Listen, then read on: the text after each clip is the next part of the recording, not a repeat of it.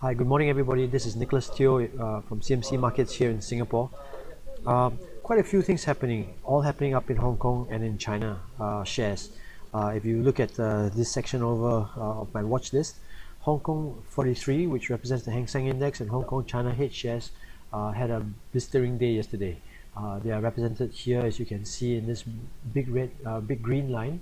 And a lot of reason for that was that finally Chinese investors started to wake up and pick up the fact that a lot of the equivalent of Shanghai shares that are listed in Hong Kong are trading at huge discount to their Shanghai counterparts. And early in the morning, from the word go, we saw the southbound traffic of the Shanghai Hong Kong Connect sort of hit half the daily quota, and by 2 in the afternoon we saw that quota being filled. This is a daily quota which allows China investors or investors based in China to actually invest in their Shanghai shares listed in Hong Kong H share index. Now, as a result of that, we saw the Hang Seng Index pick up about 3-4%, and we also saw the H shares, Hong Kong Chinese H shares index, pick up as much as about 6%.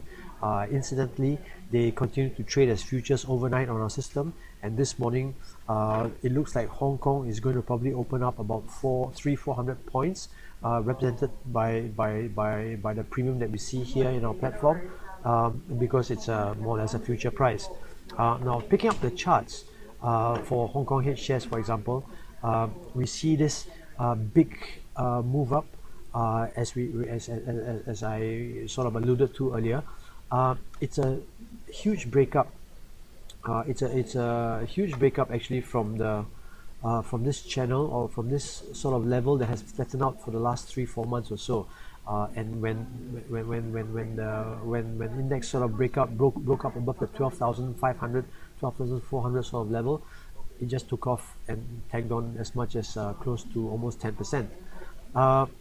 Leading the pack, needless to say, would be securities companies, would be companies that will benefit from actually an increase in volume. One of them which stands out is the Hong Kong Exchange, represented here on this chart. You see a similar chart down here for the stock. What we have seen is that Hong Kong Exchange had broken out from this tight point of inflection, and that breakup was obviously led by the flow of business between the Shanghai Hong Kong Connect, but we are seeing on the street brokers upgrading their numbers for anticipation of higher volumes ahead, and with that, earnings for the company. Elsewhere, the other big news is obviously crude.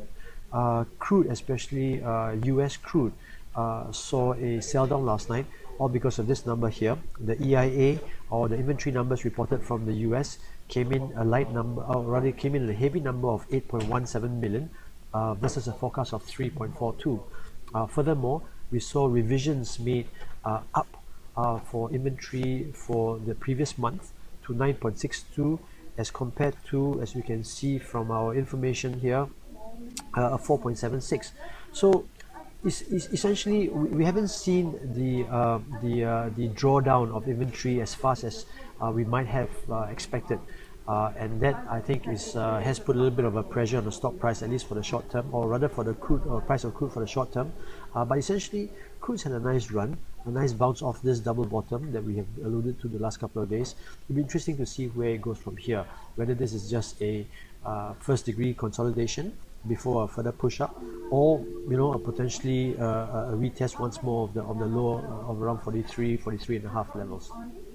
Anyway, it's quite a busy start for the day, and I think Hong Kong China shares will take center stage once more in terms of trading. Thank you very much.